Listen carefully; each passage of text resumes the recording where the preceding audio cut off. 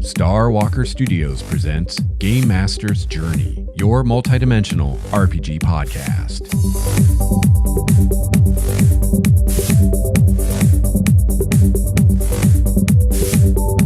Hello, fellow gamer. Welcome to episode 170 of Game Master's Journey. I'm your host, Lex Starwalker. On this show, we discuss the craft and the art of game mastering. I've been running RPGs for over 25 years now, and I produce this show in the hopes that you can benefit from my experience, my triumphs, and my mistakes. I've got a great show for you. This is the third in my series of episodes on Wes March's campaigns. Today, I will discuss some possible variations you can try, and I'll use the campaign I'm currently working on as an example. But before we venture into the Wes Marches, I have some announcements I want to make here at the top of the show. First off, I just want to let you know, in case you haven't noticed or in case you're wondering what is going on with the podcast feed, that I have started adding our live streams to the podcast feed that you're presumably subscribed to right now and listening to right now.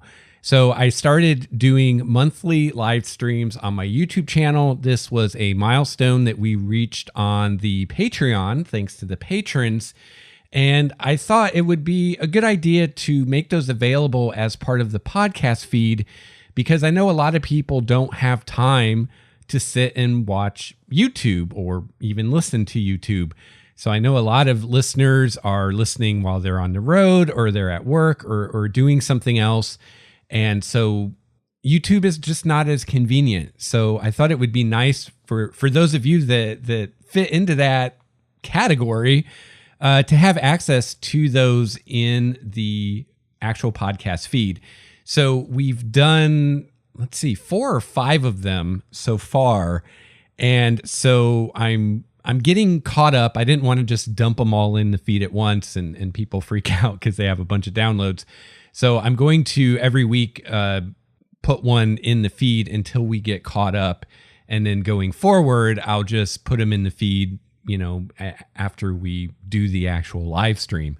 So I do the live stream the first Wednesday of every month from 3 to 4 p.m. Pacific time. And in the first few live streams, I was giving a different day and time, but that's because since I started doing this, I got a new job and my schedule changed and I couldn't do the previous time anymore. So the actual time as of recording this, episode 170, is the first Wednesday of every month from 3 to 4 p.m. And you can come to my YouTube channel and you can watch that live. You can interact with me and the other viewers in the chat and ask questions and suggest topics. And my hope with the live stream is that it is really a community thing and that the content of those is really directed by those in the audience and what you want to talk about or what you want to hear me talk about. I would like to ultimately be able to bring people into the live stream with me. I'm still working on that. So, I've had people participating in the live stream, not as many as I'd like.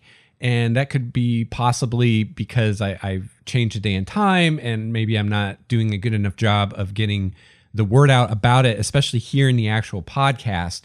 So I really want to invite you to come to the live stream and participate. And if I see more interest in more participation, this could be something that we do more often. And it is set up as further milestone goals for the Patreon that I will do more live streams as we hit those goals. But, there's nothing stopping me from occasionally doing an extra one here or there if there's interest in that. So check out the live stream and please participate. Our next one will be in September, the first Wednesday of September. So let me look at my calendar here. That will be September 6th from 3 to 4 p.m. Pacific time. And so, like I said, I'm releasing the previous ones that we've already did into the podcast feed. So I apologize if it seems a little disjointed because they're live streams from months ago and they kind of intertwine with topics I've discussed on the show. But I wanted to start putting these in the feed, and I didn't want to just start with the most recent one. I wanted to put them all in there. So it's just kind of the nature of the beast until we get caught up. So for the next few weeks, you're going to be getting 2 episodes of Game Master's Journey a week, and one of those is going to be one of these live stream episodes. Now, this week, I put out 2 of them. I put out one on Monday, and I put out one on Tuesday, which were episodes, I believe, 168 and 169. And the reason for that is the first live stream wasn't announced, and it was really just me kind of testing it and letting people know, kind of like a episode 0 for the live stream, letting people know what the live stream was going to be about and when I was going to be doing it. And it was only like half an hour long. So I decided to put out the first 2 this week just to help us get caught up, since that first one was less than a half an hour long. So yeah, you're getting 3 episodes this week, counting that one. So yeah, those will be in the feed, and I'm still going to do the bonus episodes every month, which was another Patreon milestone that we hit. So in addition to the regular weekly episode, I'll do every month an extra bonus episode. I don't know if I'll do one of those this month, just because with the live stream and getting caught up on that, where I'm already going to be cranking out 2 episodes every week.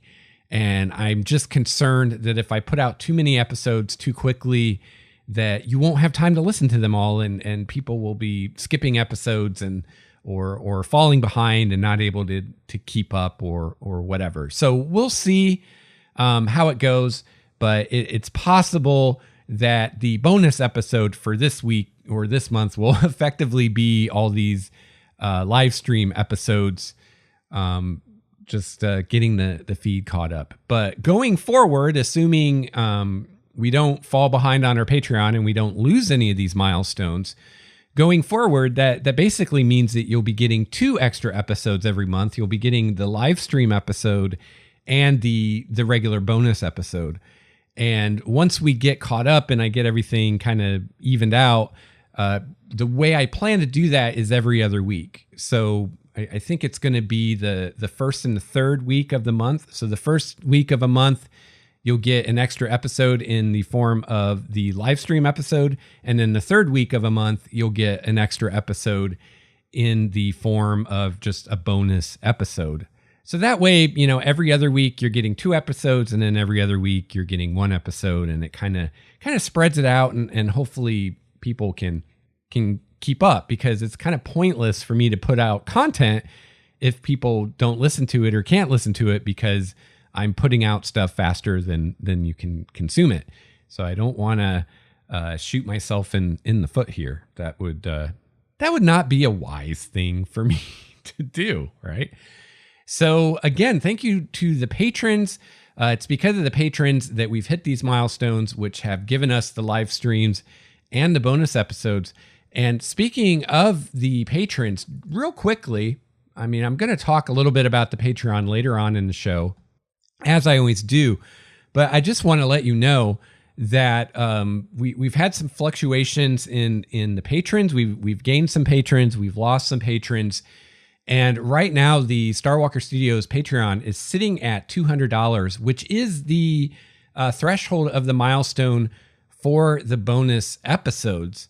So if we lose patrons and we don't gain patrons and we go below that $200 level, then we won't have those bonus episodes anymore. At least not until we get back to the $200 level. So if you've been kind of on the fence about becoming a patron, this would be a great time to do so, because people come and go, people's financial situations change and things like that. It's only natural, but we are right at that threshold. So if we lose another patron, then there won't be a bonus episode for the month of, what would that be now, September. So I'd hate to see that happen, and I'd really like to see us hit future milestones, which include things like doing the live stream more often instead of once a month, doing it twice a month, producing it eventually every week if we hit that milestone, and eventually doing more episodes of Game Master's Journey. And I'll just put it out there right now.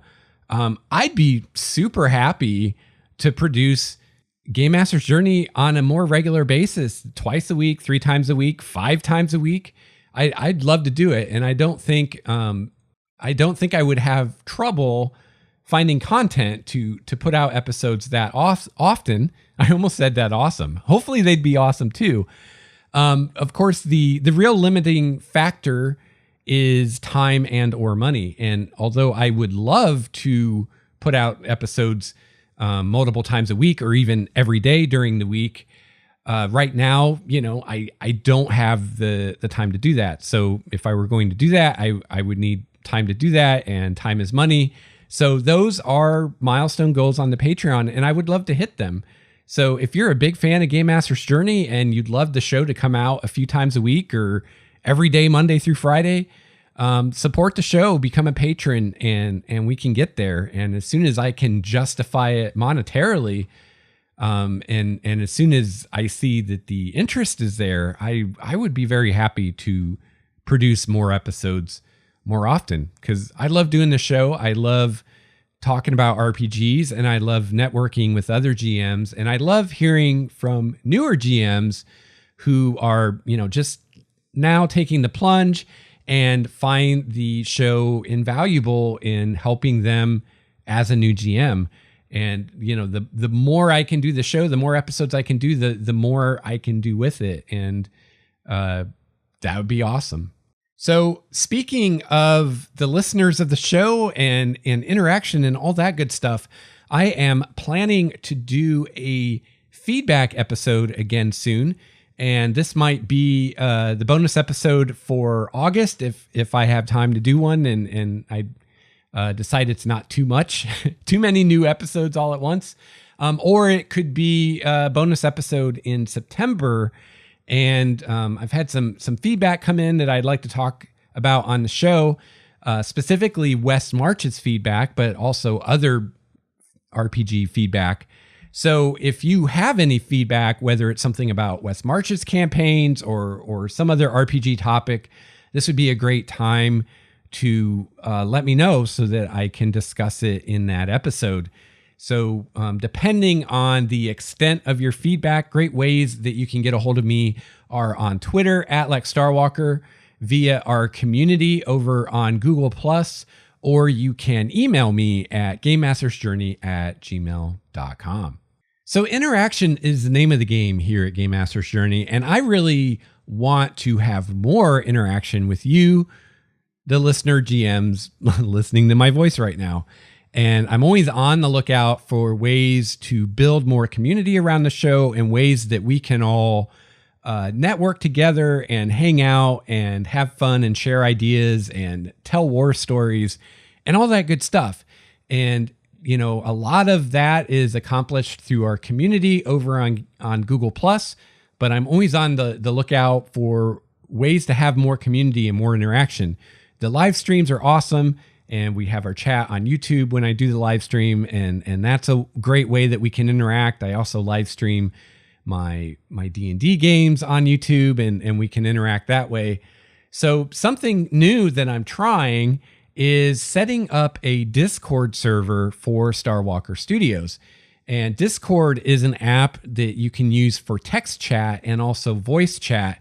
It's made with gamers in mind, so a lot of people use it, for raiding if you're playing MMOs or playing other multiplayer games, a way that you can communicate with the other people in your team or your guild or whatever. People use it for tabletop role playing and just to hang out and chat. So I thought it would be fun to set up a Discord server that you can join, and you can get in there and you can get in the text chat and chat with other listener GMs, or you can get in the voice chat and chat with other listener GMs. Another thing that I've been recently doing with the Discord is using that when I do interviews. And something that I would like to set up and try in the future is to have a voice chat room on my Discord server where you can go if you want to be on the show. And I'm still trying to figure out a way to live stream when I record Game Master's Journey, and I will figure it out. We'll get it eventually, one way or another. And when that happens, what I would love to do is have this room on Discord that people can go into.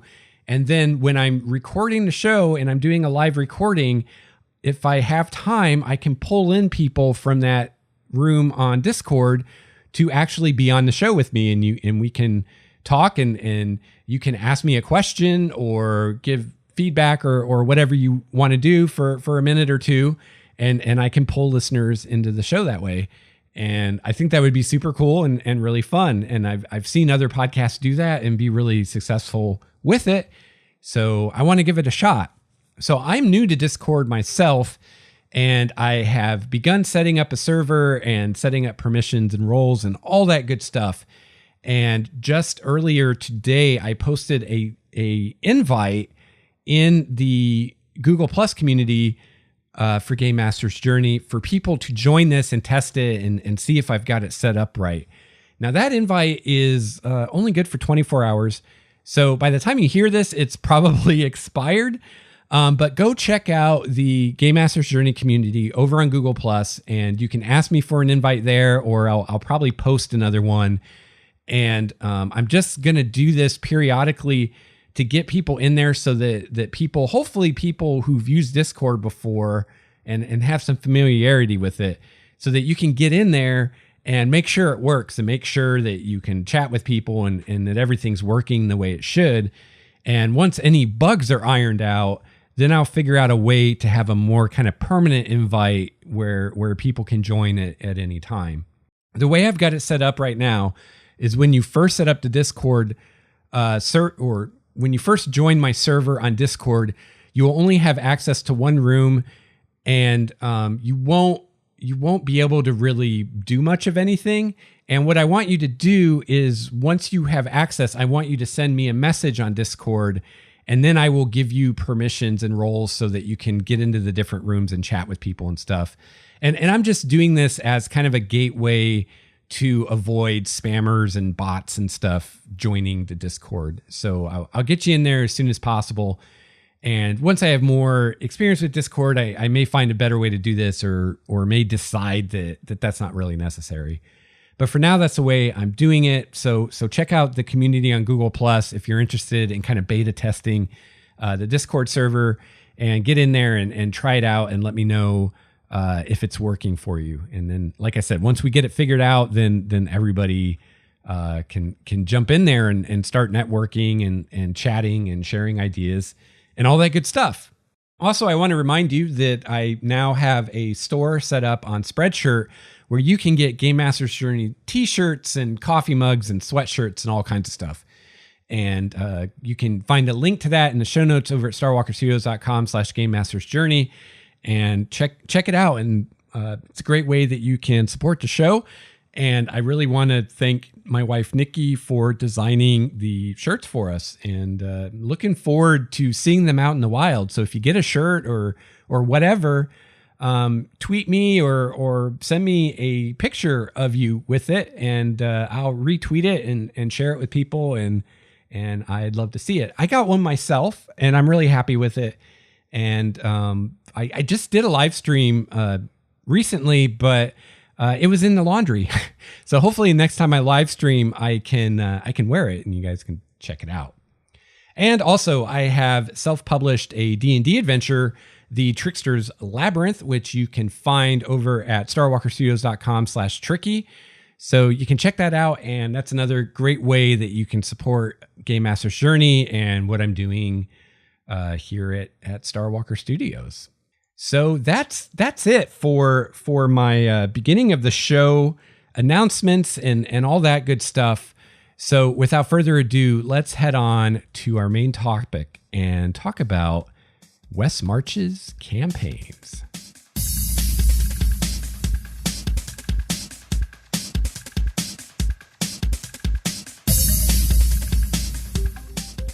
All right, today we are talking about Wes March's campaigns, and this is quickly becoming a favorite topic of mine. I'm just really digging the concept of the Wes March's campaign. as you can probably tell, because this is the third episode that I've devoted to it so far, and this may not be the last episode. We'll see. We'll see if everything that needs to be said has been said by the time I finish this episode today. So if you're new to the show and you'd like to get caught up on this discussion, you can check out episode 166, West Marches Campaigns. Christopher joined me on the show that day, and we just talked about what makes a West Marches campaign, kind of defined it for you. And then episode 167, Preparing and Running a West Marches Campaign, where I talked about how you can set one of these up and how you can actually run it at the table. So, once you've gone through that, you're caught up to where we are today. And so today, what I wanted to talk about is some variations you can consider on the West Marches campaign. So in episode 166, I talked about, this is what makes a West Marches campaign a West Marches campaign. And this was a campaign that was run by Ben Robbins. And so he coined the term West Marches campaign, and he's the one who's basically defined what a West Marches campaign is. But obviously there's not just one way to run a great campaign. And some of the elements of a West Marches campaign may work for you better than others, and some may not work for you at all. So that doesn't mean that you have to just throw the whole thing out the window and you can't do it. You can take what works and use that. Use what works for you, right? And that's what I'm doing. So today I'm going to discuss some different aspects of the West Marches that you can change and play around with. And I'll also, as an example, discuss how I'm doing my campaign that I'm planning and what I'm doing, because I'm not doing everything exactly how Ben Robbins did. I am making some changes myself. So we'll talk about that. All right. So I think the first thing to talk about when it comes to how you might change the West Marches campaign structure to fit what you need is to talk about the pool of players. So in the West Marches, as Ben Robbins describes it, you have a pool of players greater than what you can accommodate in a given session. And the idea is that the players plan sessions together and decide who's going to be there for a given session, and that your group at the table is changing with every session, and also possibly the characters that those players are playing are changing every session. Now that's fantastic if you're someone who has a lot of friends you want to game with and also has the time to run games on a regular basis, like even more often than once a week. And if that's you, then having this pool of players is fantastic and can accommodate all your friends and accommodate gaming more often, even if every single person in your pool of players can't make it to a given game session. As long as, 4 of them or whatever you decide your minimum table size is you're good to go. However, that's not going to be all of us, right? And a lot of us, I think, basically have our group that we game with, and those are the people we found that we can role play with, and that's kind of all there is for the most part. So the first variant to consider is doing a West Marches style campaign, but doing it with a more traditional single group of players. And I don't think there's any reason that you can't enjoy all the other fantastic things about a West Marches campaign, even if you don't have a large pool of players to pull from, or if you don't have time to run multiple sessions every week or every month. Because personally, I think that if you can only game once a week or less often, having a larger pool of players isn't really going to help you that much, because not everybody with a larger pool, not everybody can play in a given session. So if you're only running once a week, then that means, the players aren't going to be able to play every week, or at least all the players aren't going to be able to play every week. So I think, the large pool of players really works best when you can run more often. So let's say you only have one group of players. You've got 6 people or 5 or 4 people that you play with, and that's kind of it. Then, you can just do the West Marches with that one group and not worry about having a pool of players. And I think it'll run fine, and you can have lots of fun with it. Now, obviously, there may be some elements of Ben Robbins' style of West Marches campaign that you may miss out on. For instance, this idea of competition between the players isn't going to be there if you only have one group of players, because presumably they're all there every week. So you don't really have so much that sense of competition. Although you could still have it a little bit if you have players who occasionally miss, then you can have that a little bit. So if you're only running for one group, if you're not using a larger pool of players, then participation in the community forum and players writing up after adventure reports may not be as important, or you may decide you don't even need it at all.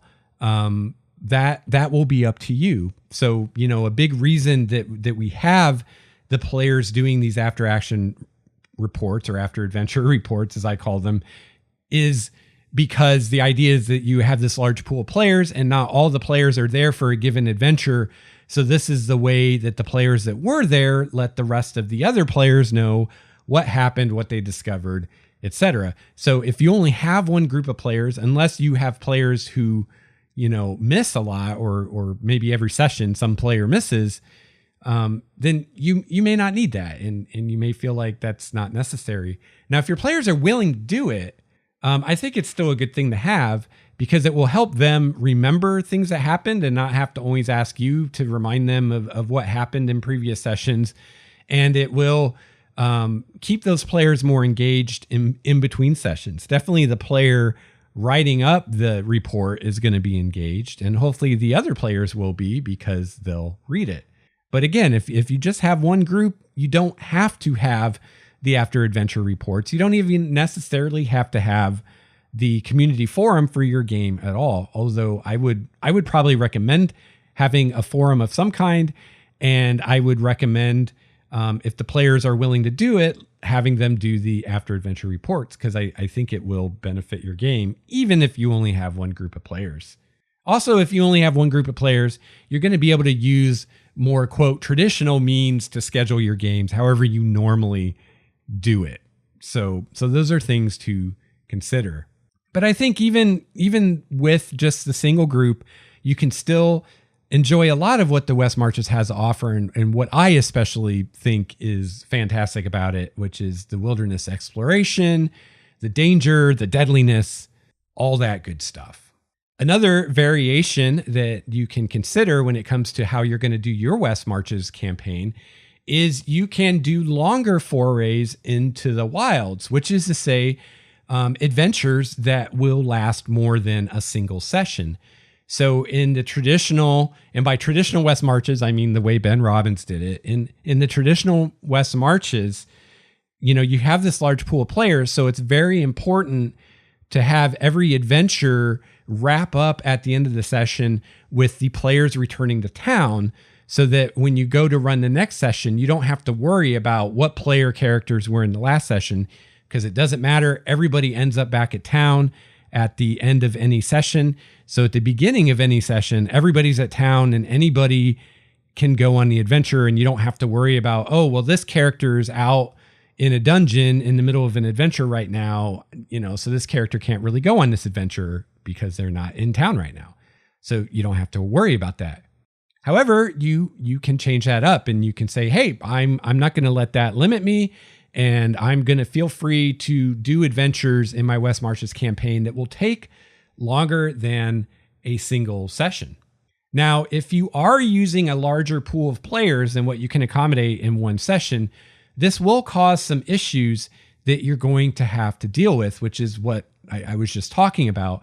So, let's say you've got 10 players in your pool, and let's say you get together with 4 of them to run an adventure in, let's say, the Sunless Citadel. Let's say you take the Sunless Citadel, you put it in your West Marches somewhere, and you get together on a Saturday night with 4 of your players and they decide we're going to take our characters to the Sunless Citadel. Obviously, you're not going to make it through the entire Sunless Citadel in one session. So they go to the Sunless Citadel, they make it however far they make it, and then at the end of the session, they're still in the Sunless Citadel. So that means when you go to your community forum later to plan the next session, those 4 players can't do anything with those 4 characters other than continue the Sunless Citadel dungeon that their characters are at right now, which means that, you can't do anything with those 4 player characters until you can get those 4 players together again to continue working through that dungeon. So, if another player comes up with something they want to do, then those 4 players either can't do that until they finish this other adventure, or if they want to do it, they have to use a different character. So depending on how large your pool of players is, and depending on how easy it is for a given group of players to get together on a regular basis, this can be more or less of a problem. So, the way I see it working the best is maybe you have 4 players in your pool where you guys can consistently get together at a given day and time every week. And so with those 4 players, you could say, okay, we're going to do this longer adventure and not worry about getting back to town at the end of every session. But again, if any of those players have time to play more than once during those weeks, they're going to have to use a different character the other times because those other players aren't there, so they can't continue the Sunless Citadel kind of thing. Now, some of these variations kind of complement each other well. So before this, we were talking about running West Marches with only one group of players. So in that case, if you're running with only one group of players, then, doing longer forays into the wilds isn't a big deal at all. It doesn't matter because you only have the one group of characters. So you don't really have to worry so much about getting them back to town at the end of every session and kind of getting them back to that ready state, so to speak. The only way it would be an issue with a single group is if maybe you have a given player that can't make it to a particular session, but then you would just have to deal with that like you would deal with it in any other kind of campaign you might be running. So, if you don't have a pool of players, if you just have one group, then there's really very little downside to having forays into the wilds that last longer than a given session. If you have a larger pool of players, then the biggest downside is just going to be flexibility with characters who are out on longer expeditions. And it's going to take a little bit more effort for you and the players to manage that, but it's definitely doable. So another variation to the West Marches that you can consider is adding plots or story elements to the sandbox nature of the campaign. So the way Ben Robbins did it, there was no story. And he even went so far as to say he didn't so much use intelligent NPCs or intelligent monsters. I think part of that was it was very important to him to feel like he was neutral and more sitting as a neutral judge than him being, quote, against the players. So, if that's something that matters to you, then that may be a valid concern for you. If it's not something that matters to you, or if you have other ways of ensuring that you're fair and neutral, then that may not matter to you either. So me personally, I find even the thought of a purely sandbox campaign dreadfully boring. I wouldn't want to play in one. I wouldn't want to run one. So obviously, I'm looking to add some story elements into this, but I don't want to lose what makes a West Marches campaign awesome. So let's say you're like me and you want to add some story into the sandbox. How would you go about that? So you're going to have NPCs in the town or the home base that the player characters return to. And these NPCs can send the PCs out on various quests. One of the shticks of the West Marches is that NPCs don't adventure and they don't really leave the town. Or if they do, they don't go very far. So they could have all kinds of things that they need player characters to do for them that involve going outside the town. So these could be, quote, side quests, or they could be quests that connect together into larger story arcs. You could do either, or you could do both. You can also have locations in your West Marches campaign area that have story elements. So the PCs could get a quest or a quest line at a given location. The PCs could visit a location or a dungeon that has a story they can explore as they explore the site. So I talked about a few minutes ago about, using the Sunless Citadel. So you could do something like that. You could take a published dungeon or a dungeon you've come up with, put it in your West Marches campaign area, and that area could have a story that maybe just involves that area, like the Sunless Citadel, or maybe the story will eventually lead the player characters to other parts of the campaign area or whatever. So you could use locations like that to introduce story elements into your campaign.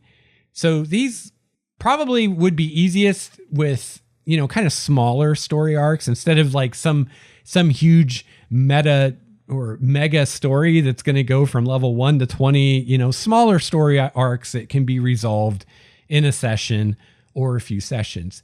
But, you can always have these smaller story arcs converge into a larger story or feed into a larger story. So, yeah. So, this is a way that you can pull in published stuff if you want to use published stuff to help you. So you could take your West Marches area and you could have the Sunless Citadel in there, the Forge of Fury, the Hidden Shrine of Tamawakin, and White Plume Mountain. And those are all from Tales from the Yawning Portal. So you could have all those locations somewhere on your West Marches map, and then those are areas that your players could explore. Now, one downside to that, especially if you have a larger pool of players to consider, is whether any of the players have experience with any of those adventures. So let's say you have a pool of players of 10 players and 6 of them have either read, run, or played the Sunless Citadel, then, suddenly you only have 4 players out of your pool that could feasibly do that adventure. So is it really worth having it in there? Because, those 4 players are going to have to be able to get together and in order to do that adventure. So that's something you want to think about. So in my own campaign, and I'll talk more about my campaign later, but in my campaign, I'm going to be bookending the West Marches sandbox part of the campaign with story-based content. So I'm going to begin the campaign with a story or quest that leads the PCs into the West Marches part of the campaign world and encourages them to explore that part of the world.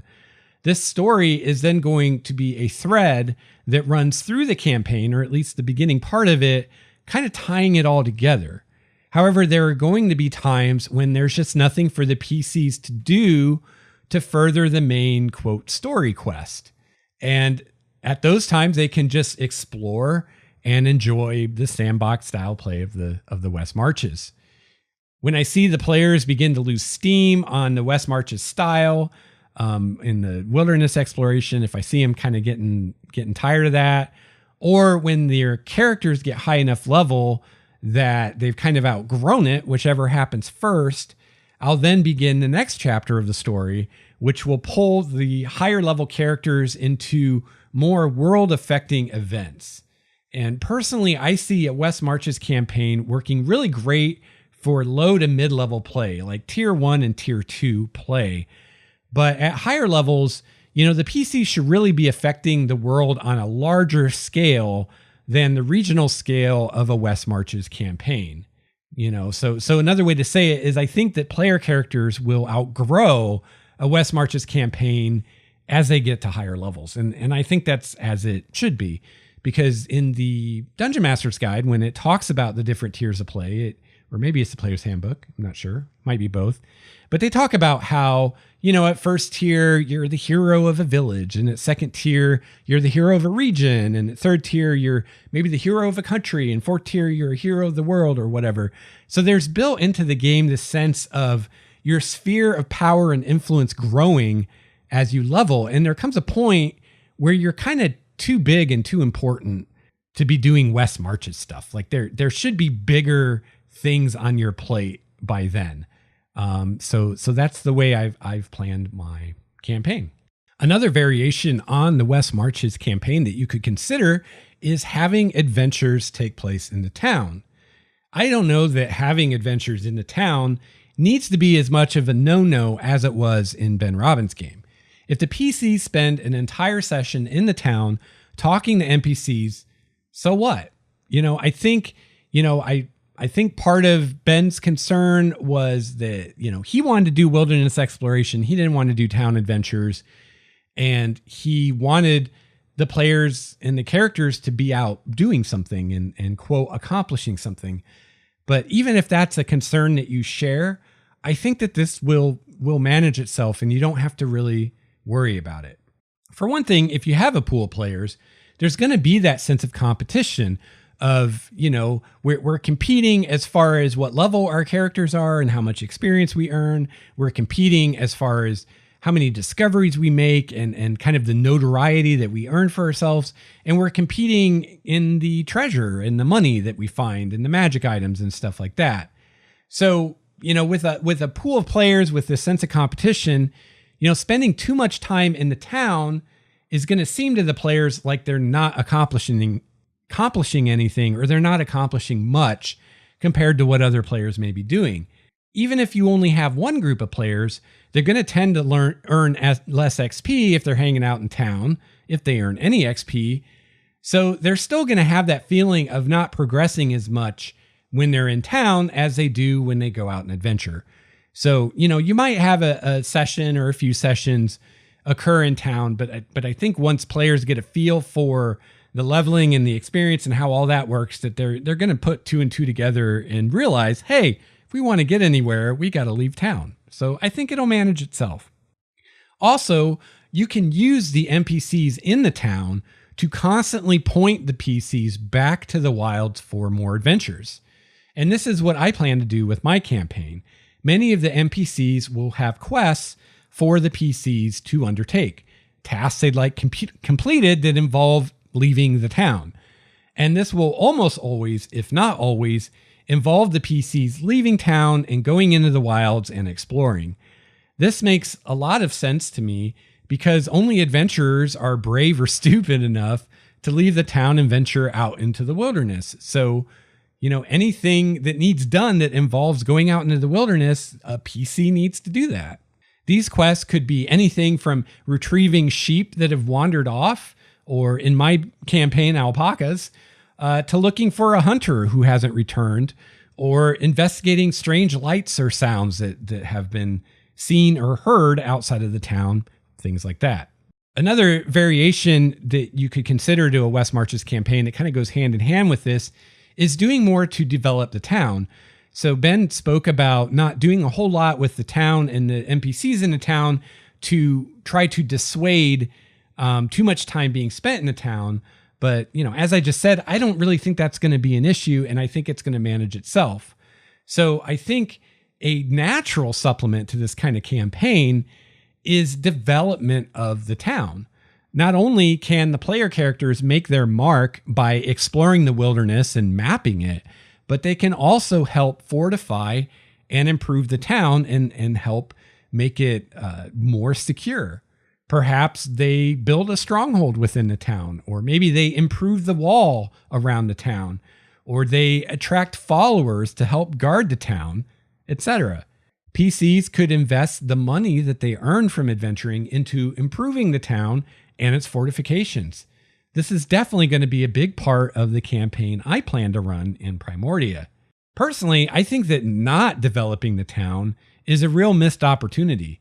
In many D&D campaigns, the low-level characters become heroes of a town only to leave and never return. In a West Marches campaign, on the other hand, this town is going to serve as a home base and staging point for the entire campaign, or at least a good chunk of it.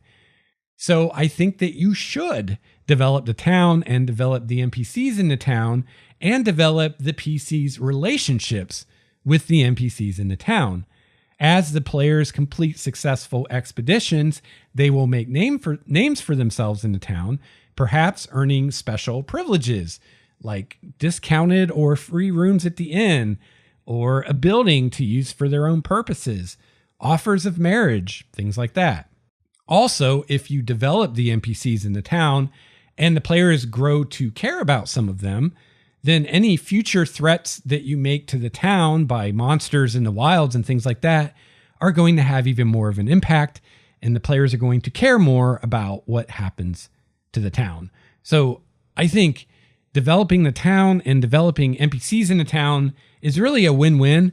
And this is a variation I think that we should all be seriously considering for our West Marches campaign.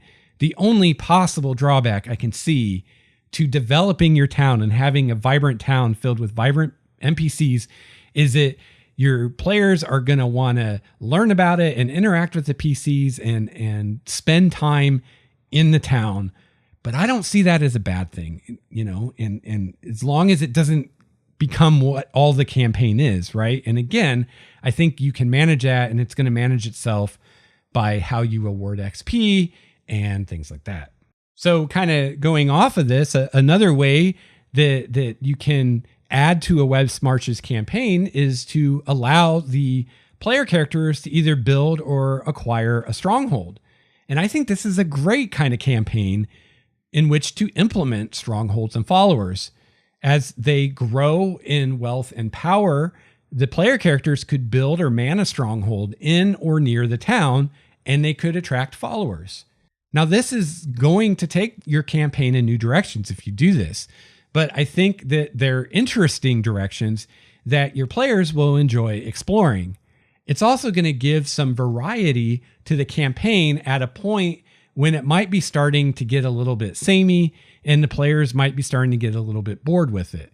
And so this is a great kind of new element you can throw in when they start to lose steam. If the PCs establish a stronghold, they will have to deal with the cost and other upkeep of maintaining it. They'll have to maintain a staff, and they'll likely want to attract followers that can help them defend the stronghold, especially when they're not there. If the stronghold is in or near the town, it can also help bolster the town's defense. This can also be a great way to tie the PCs and the campaign into your larger setting. If the PCs have a stronghold, there will likely be some kind of noble or official that's above them in the social hierarchy that they'll have to answer to. Whoever's the noble over the town, basically.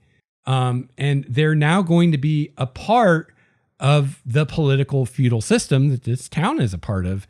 And whether or not they want to be, they're going to get pulled into the politics. As the PCs get into the higher tiers of play, you can use this as a vehicle to introduce more political play, intrigue, and social interaction into the campaign and slowly transition it from a West Marches campaign into whatever comes next. This can all be a welcome change of pace from the wilderness exploration that the players have been doing for the last 10 levels or so at this point. So I think adding a stronghold is a great way to improve a West Marches campaign. This is Matthew Colville, and you're listening to Game Master's Journey. I want to take a minute to give a quick shout out to the patrons of Starwalker Studios. The support of the patrons makes this show possible. If you enjoy Game Master's Journey and you'd like to give a little back, becoming a patron is a great way to do so. It's because of the patrons that all the listeners of Game Master's Journey enjoy a bonus episode every month, as well as the Game Master's Journey live stream. I'd also like to give a huge shout out and thank you to my Tier 5 patron, Steve. Let's hear it for Steve. Yeah. The man. Thank you so much, Steve. And thank you to all the patrons. You can find out more about becoming a patron by clicking on the Patreon button at the top of the show notes at starwalkerstudios.com.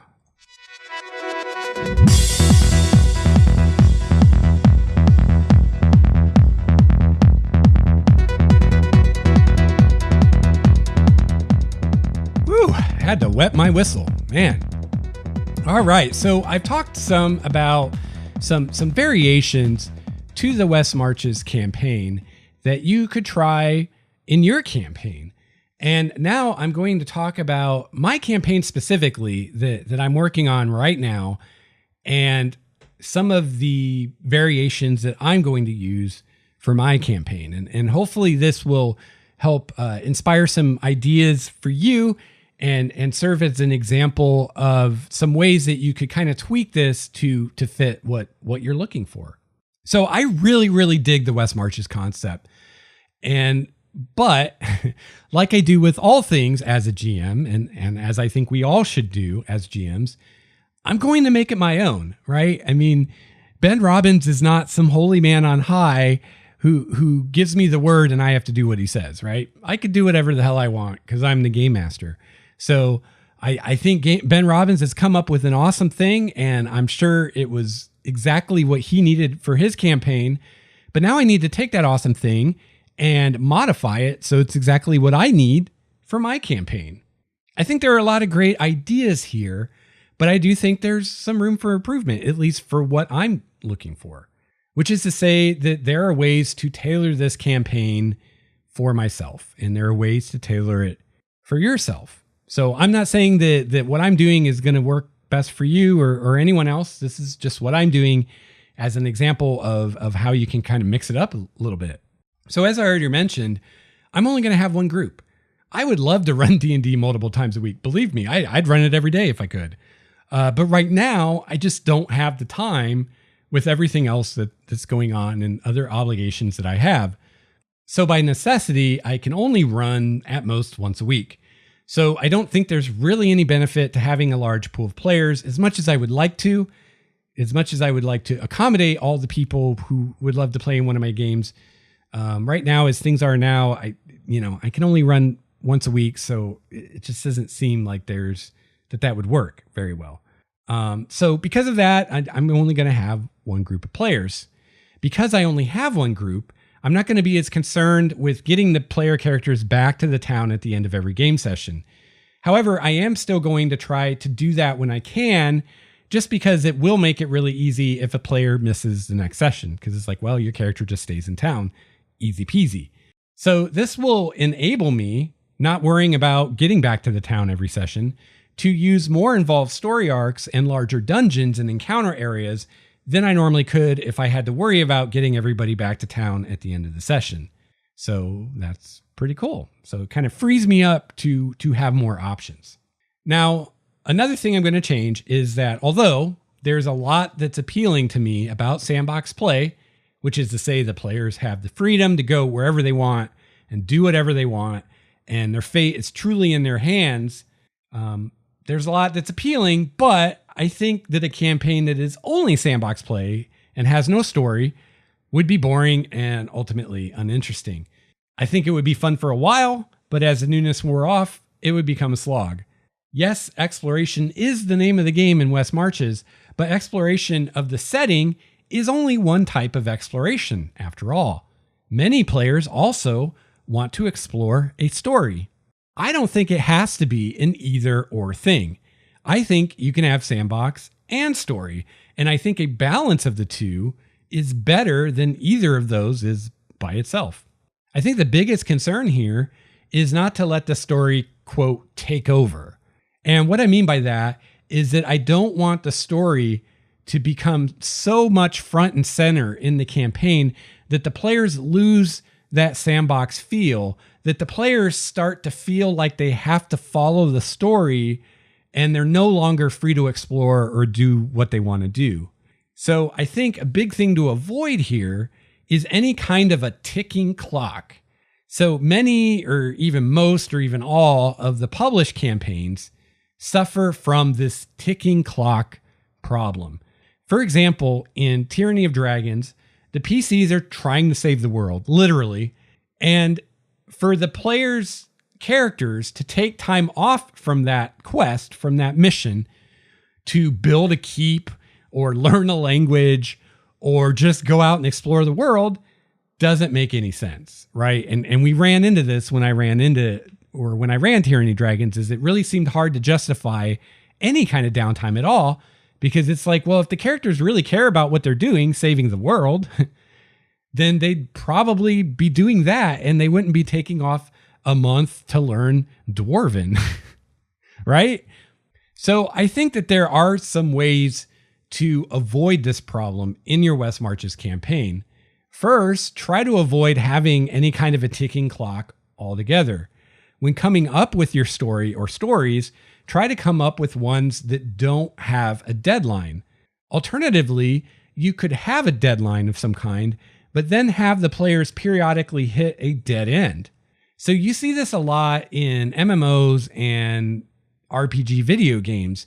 You'll be on a quest line, quest after quest after quest, pursuing this story, but then you'll hit a point where you finish a quest and there are no more leads.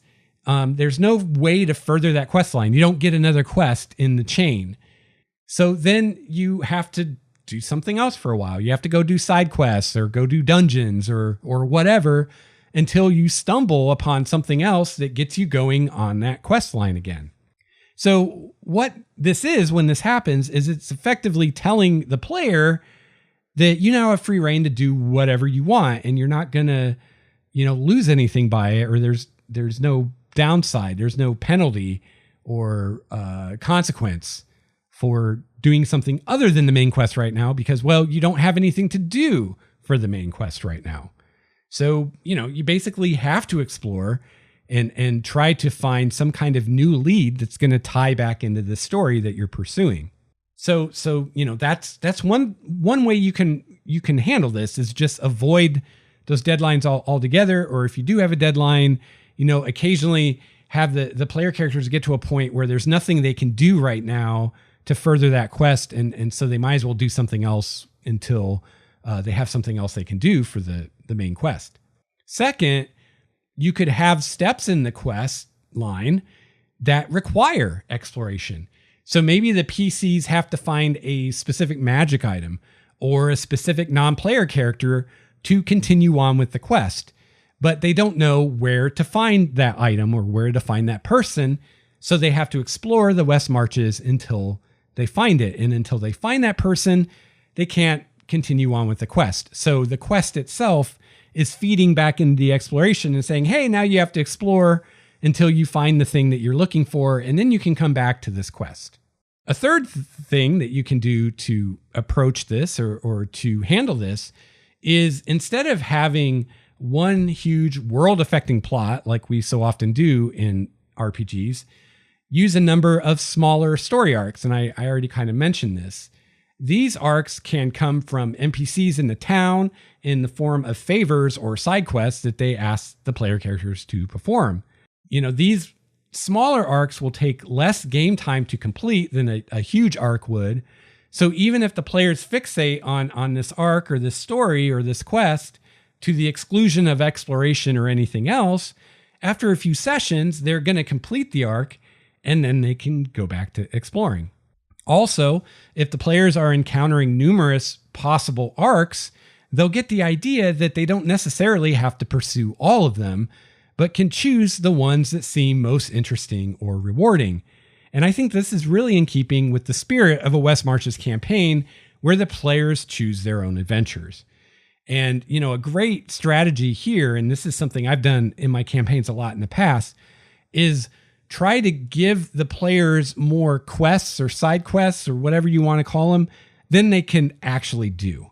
Then they have time to do. And then that way they have to pick, okay, we've got 5 things we could do. We only have time to do one of them. Which one are we going to do? Which is player agency. They have to choose.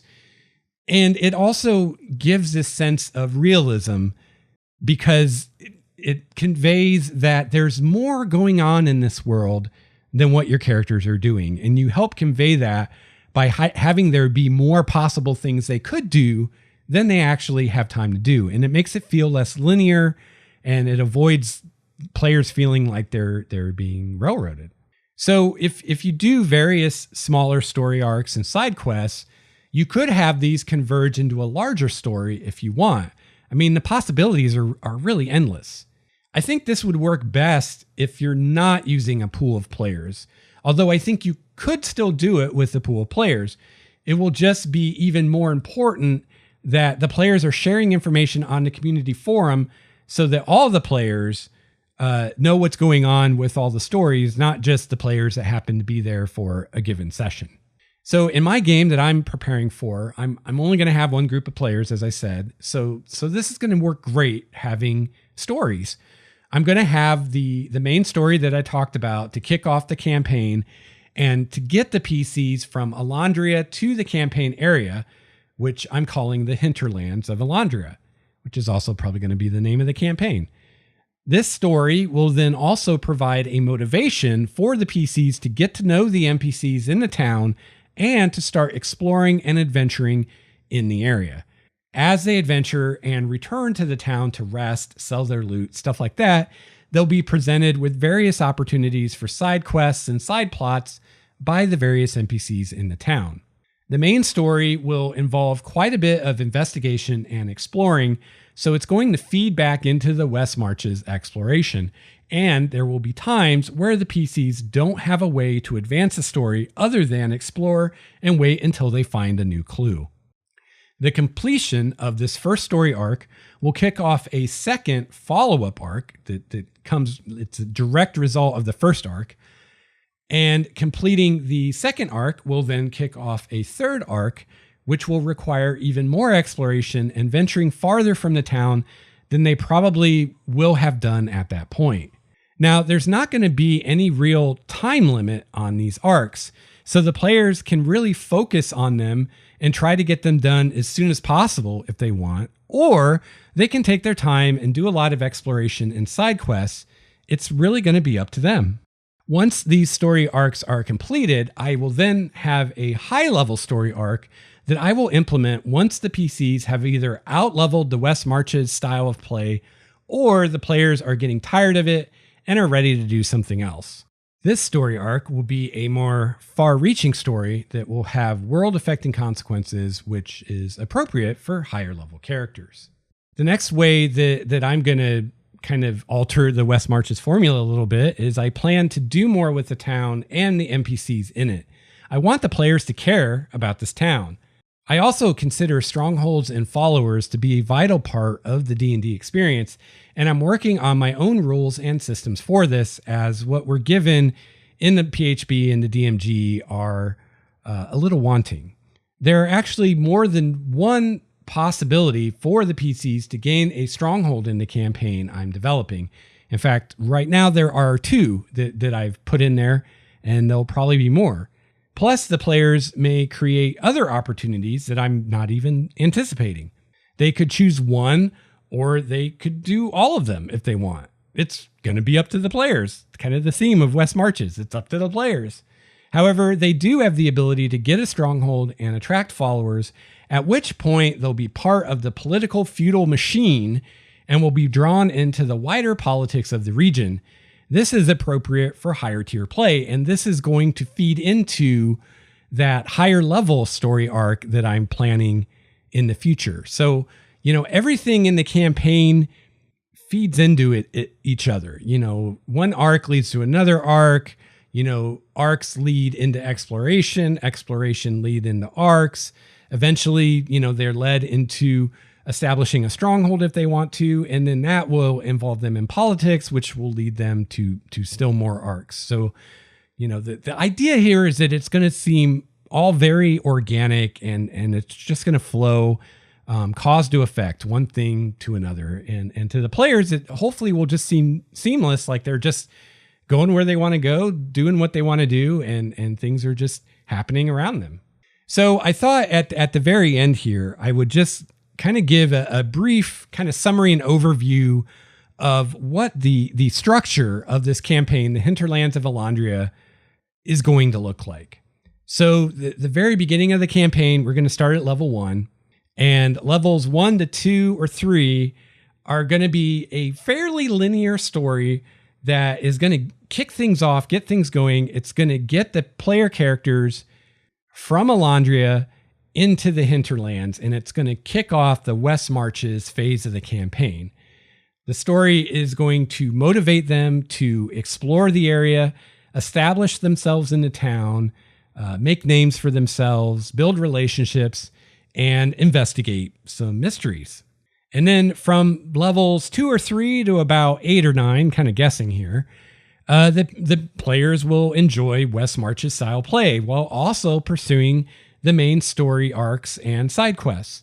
They'll also ultimately have the opportunity to establish a stronghold and attract followers. If they do so, they will become more and more aware of the bigger problems and issues that the higher ups are dealing with in the region, and presumably they're going to take more of an interest in these things and get more directly involved in some of the decisions that are being made at the higher levels. And then level 10 and on, as the PCs outlevel or grow bored with the West Marches phase of the campaign, they will be pulled more and more into a high-level story arc that will be world-affecting. They will discover that everything they've accomplished up to this point has been in preparation for a greater challenge that they must still face. And so that's kind of the structure. And I am planning and hoping that this campaign will go beyond the 20th level, because not only do I want to experience running tier 3 and tier 4, which I have not done, I also want to play with the advancement beyond 20th level and see how that works. So this higher level story that is going to come into play sometime probably after level 10 is a story I've been working on since I first came up with Primordia. It was probably the first campaign idea I had for the setting, and it's going to reveal a lot of secrets about the setting that I've been keeping under my hat all this time. It's going to be a very epic campaign, especially once we get into the higher level stuff. So it's a perfect campaign to go to level 20 and beyond. So that's what we're going to do. So today I've presented a handful of variations to the West Marches formula that you could try in your campaign. And I've talked about some of the variations that I'm planning on using in my West Marches campaign, the Hinterlands of Elandria. And I'm sure that I'm probably just scratching the surface here. So if you have ideas of other ways that you could or other variations you could use for this, or different ways you could run a campaign like this, I'd love to hear them. You can shoot me an email at gamemastersjourney@gmail.com, or you can participate in the conversation on the community for Game Masters Journey over on Google+. I'm sure that we'll have people on there talking about West Marches campaigns they're running or planning, and how they're doing them, and maybe some different things that they're doing or thinking of trying in their campaign. I know we've already had some discussion about West Marches on the community, so that'd be a great place to share your ideas and get feedback. And if I hear from people some variations, that could be something that I talk about in a future feedback episode. So I'm a huge fan of the West Marches. I've said that a few times today already. Because it's true. And I am really looking forward to this campaign. I think the last time I was this excited to run a campaign is when I was preparing to run my 3rd edition campaign that ended up being the longest running campaign I ever ran. I think that went 2 or 3 years. Started at first level and went all the way to level 20, 21, 22, 23, something like that. We had a lot of fun, and that campaign went for a long time. It was ridiculously epic, and I had a lot of fun with that. And that's the last time I remember being this excited about a campaign I was planning. And I think it's just a perfect storm of, I really dig the sandbox aspects of it. I really dig the exploration aspects of it. And not to toot my own horn, but I really especially dig my own personal spin on the West Marches campaign that I'm doing, in which I'm going to have stories and side stories and plots and side plots and quests and side quests. And I'm going to have stronghold rules and follower rules. I'm also going to be testing quite a few house rules and mechanics that I've come up with for Primordia. So I've run some adventures in Primordia, But other than testing a few magic items I've created, I haven't really tested any of my new systems yet. So I don't really want to tell you anything about them because I don't want to spoil the campaign for players and for people that are going to watch it on YouTube. But I'm looking forward to testing these and seeing how they play and seeing how the players like them. Well, I guess one thing I can mention that won't be a spoiler is I will be using my mystery cults because I already discussed on a live stream when I was talking about my player's guide that I'm making that the paladin, the druid, and the cleric begin play as members of a mystery cult if they want to. And so the mystery cult is going to be the way that the truly devout approach worshiping one of my gods. And it will function much like a faction or an organization in the DMG where you can earn renown within it and there are ranks and privileges.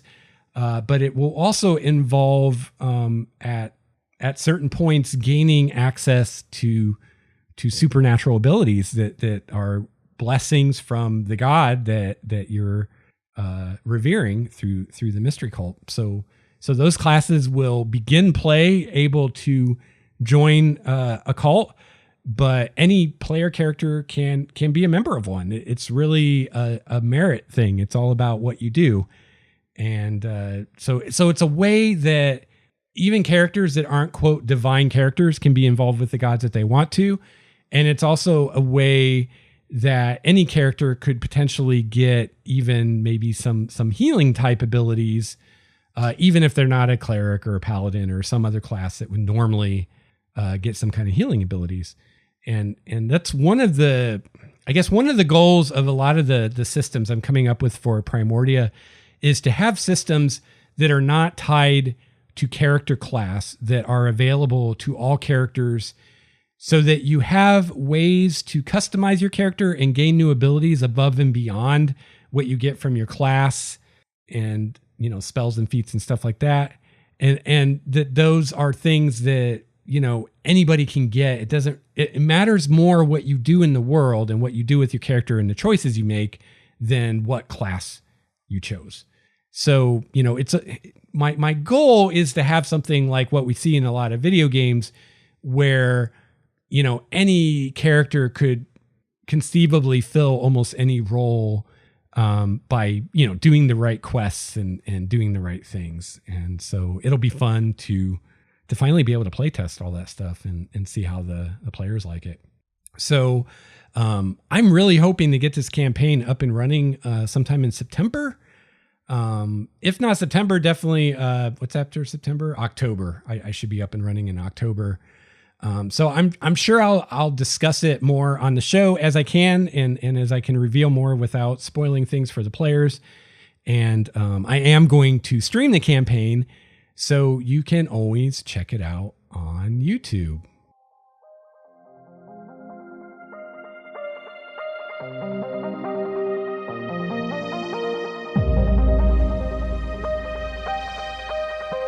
Well, that is going to wrap it up for episode 170 of Game Master's Journey. If you would like to get a hold of me, and I hope that you do, please visit the website, starwalkerstudios.com. There you can email me, find my Twitter, Google+, Facebook, Pinterest, YouTube information. You can also find the Game Master's voicemail number where you can call and leave me a message. If your question or feedback is entertaining or enlightening or both, you might even hear your message on the show. If you have any questions, feedback, or suggestions for future topics, I would love to hear from you. You can also find a link to the Game Master's Journey community where you can share ideas with other listener GMs.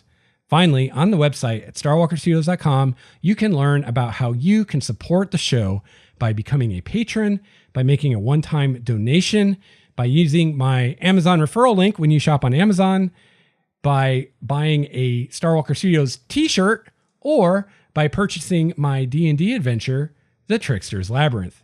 You can find all this and more at starwalkerstudios.com. I hope that you have a chance to play your favorite RPG this week. I hope you have a chance to run your favorite RPG. I'll be back soon with another episode of Game Master's Journey. Until then, game on. This has been a Starwalker Studios production, your source for quality gaming and hobby podcasts. This episode's music, courtesy of Cloudwalker, Transboy, Renfield, Stanko, and Ish. See the show notes for more details at starwalkerstudios.com/GameMastersJourney.